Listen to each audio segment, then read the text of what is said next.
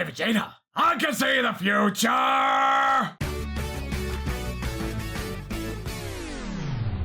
Hey guys, MasakoX here.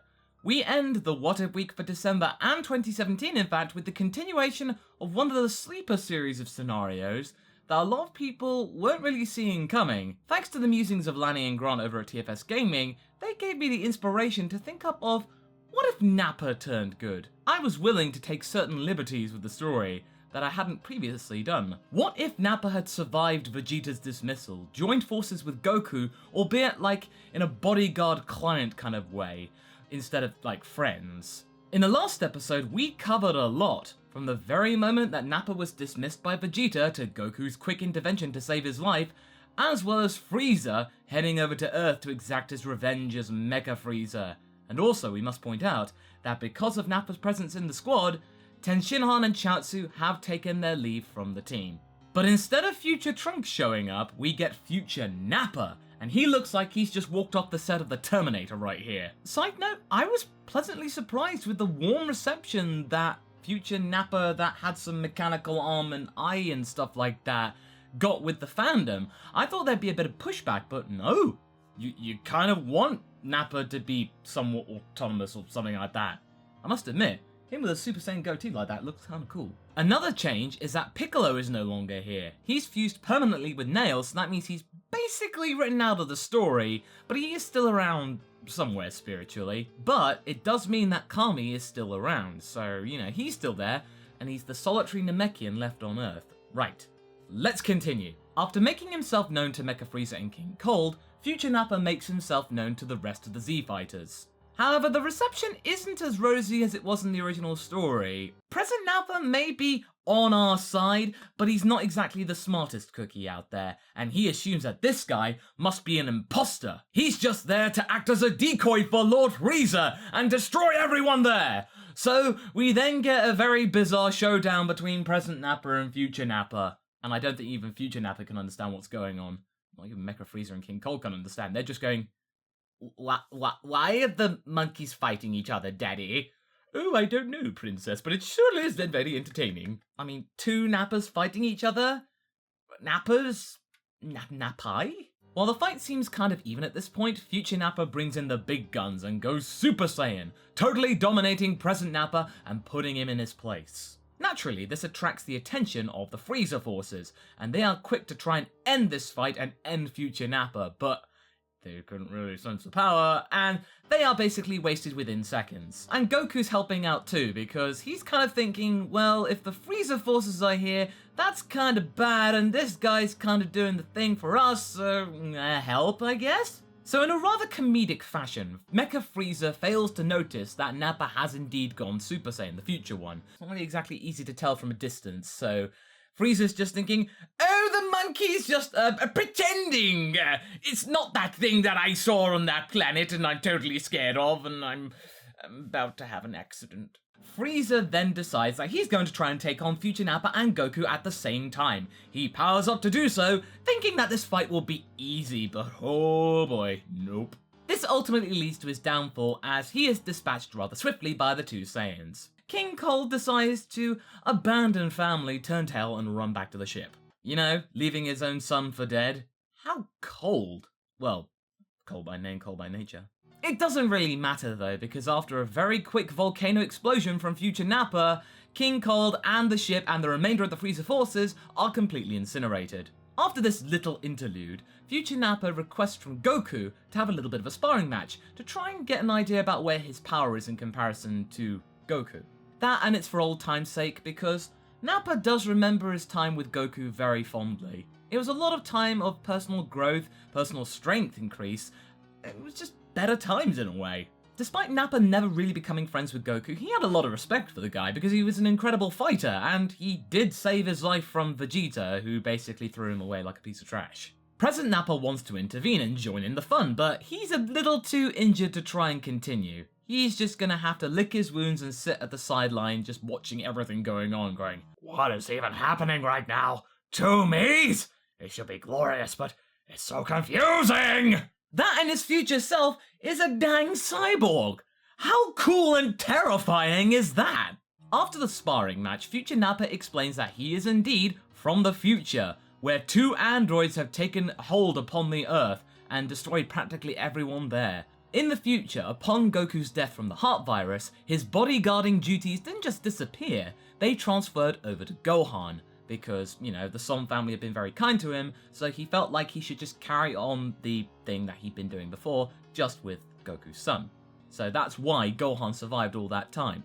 He isn't very specific on Gohan's death, only that it happened 13 years after the initial incident in another confrontation with the androids, which resulted in his losing his arm as well as losing an eye. Luckily, Bulma was able to patch him up and send him back with a time machine that she'd been working on, as well as the heart medicine to try and give it back to a past Goku. After that, future Nappa takes his leave, but he just leaves one more request with Goku: to train up his past self a little more and try and give him some more self-discipline and focus. If present Nappa wants to have any chance of surviving, he needs to become a Super Saiyan. After future Nappa leaves, Goku tells the rest of the gang exactly what future Nappa had told him.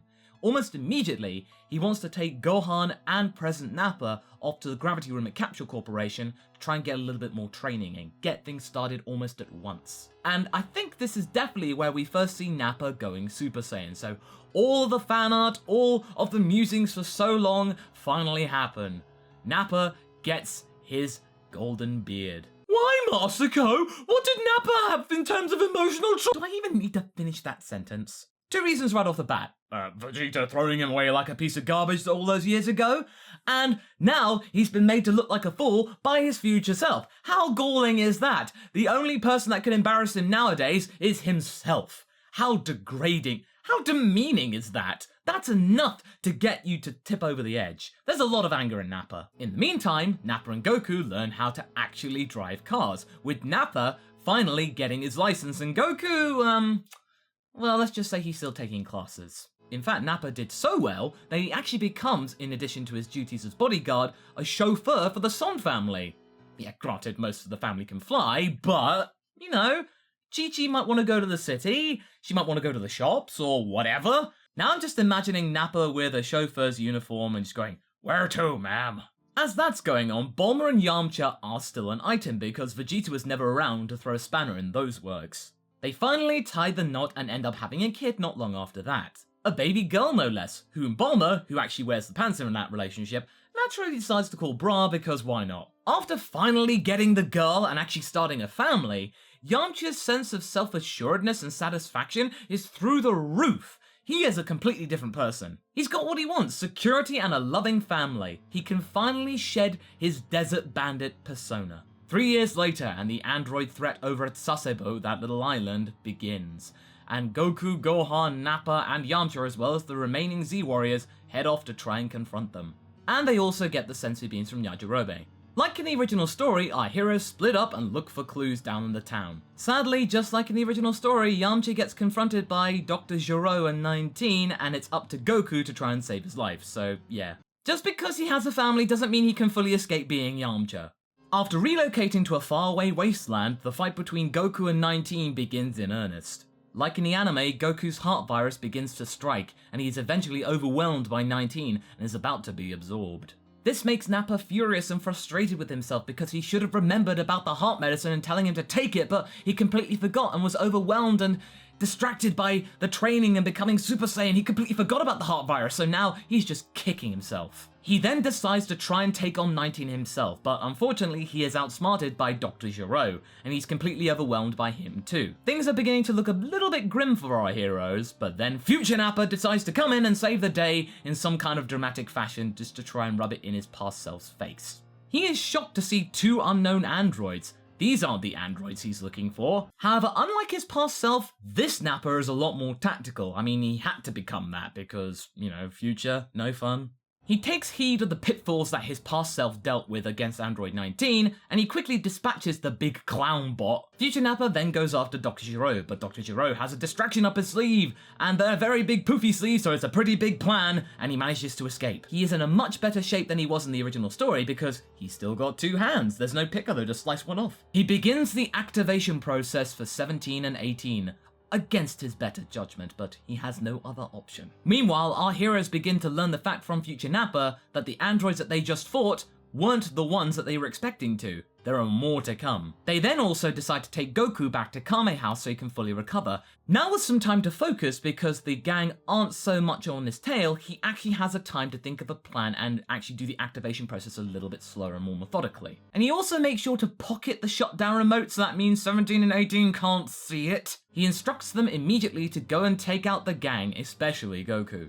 Upon finding the Z-Fighters, 17 and 18 make themselves known, and this begins to make future Nappa furious. He can see before him the two faces that took out so many of his nearest and dearest and the ones that he was charged to protect, and he failed. In a peak of rage, he chooses to take out 18 first, and pretty much it goes the same way as it did in the original story. Save for a broken arm, because, you know, robot arm, it doesn't exactly hurt. The only difference here is that 16 isn't active yet, he's still inside his pod. Unlike previous times, the present Nappa decides not to get involved at all because he saw his future self, who is presumably stronger than himself, actually get completely creamed by 18, so what chance would he have? Both Nappas feel angry, ashamed, and utterly helpless. Jiro remotely orders the androids to go after Goku next, and the chase begins. Up on the lookout, Kami senses that something bad is happening down on the Earth, and he decides to take action. He tasks Mr. Popo to go and gather the Dragon Balls like in the Namek saga, because everyone is distracted, and Dr. Jiro isn't thinking about Dragon Balls, so Mr. Popo should have a relatively uninterrupted, challenge of it. Why does Kami need the Dragon Balls exactly?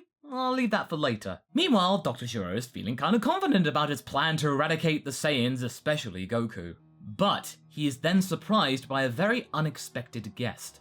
A bug-like humanoid creature who towers above him and exudes strength and menace, but it oddly seems strangely familiar. The monster then just says that he wants one thing from Dr. Giro, the remote control device that he is carrying in his pocket. Dr. Giro still doesn't really know what this beast is. It's only when the beast says his name that things begin to click into place. This is one of its experiments, that biomechanical creature that was meant to be the next stage of android technology. This was him, but how? Well, let's just say that I found a way to get here. And of course we know how he got there. After recognizing that this creature is indeed one of his own, somehow, future creations, Dr. Giro relaxes a little and then proceeds to give him the remote because it's not really going to do anything, it's only programmed to destroy 17 and 18. The only thanks that Jiro gets is a key blast to the chest. The blast is in fact so strong that it activates the security protocols throughout Dr. Giro's lab, including activating 16's pod. He is some sort of last resort defense mechanism, something that Jiro wouldn't really want to resort on, but in times of crisis, you need everything you got. In a state of confusion, 16 then goes on a rampage, trying to take out Cell, Jiro, and pretty much the entire lab. The remote's destroyed, the lab's destroyed, Dr. Giro's been killed, and Cell's now trapped under tons and tons and tons of rubble. Once coming to his senses somewhat, 16 leaves the lab and is eventually found by 17 and 18, who could sense the destruction of the lab. 16 and 17 fight for a short time, but then 18 is able to calm the pair of them down, saying that they should really stick together and go after Son Goku, and 16 responds to Son Goku, so hey, they got a common goal, so let's be friends for now. Since their master is gone, they don't need to go after Son Goku straight away. They can get to it in some other time, but for now, let's go on a road trip. Meanwhile, our heroes have been able to make a retreat back to Kame House with Goku in tow. At this time as well, the two Nappas decide to finally call a truce. They then decide to train together to make sure that nobody could ever embarrass them ever again. As this is all going on, the androids aren't destroying anything, they're going on a road trip and having a great time. But little does everyone know that deep down under many, many miles of rubble, something is awakening. Cell is angry, and he is going up and up and up and ready to take on everybody. He is freaking nettled. Shortly after that, Mr. Popo finally gathers all the Dragon Balls. Kami knows exactly what his wish shall be. He decides to wish upon Shenron the very same wish that King Piccolo asked for all those years ago. It's time for Earth to get a guardian who can actually do something that the Earth deserves. The last shot that we see in this part is of a young Kami deciding to head up into the Room of Spirit and Time and begin to train and settle the score. So that's where we're going to leave things for right now. The two Nappas have been able to settle their differences. Dr. Gero had a little bit more time to do what he wanted to do, but, he still snuffed it. And we now got to see Kami finally deciding to kick some ass, instead of getting Piccolo to do it. So, we're seeing the Guardian of Earth becoming really cool! I think that's a pretty neat twist, but what do you guys think? Did you like this part? Did you like what we managed to muse in this one? Leave a comment below, and let's get this discussion going. Anyway, I hope you enjoyed this video. Until the next one, be sure to like and subscribe, and this will be pretty much the last What If that's recorded in this place. I'll be moving soon, so you'll be seeing a different set very shortly. Catch you later!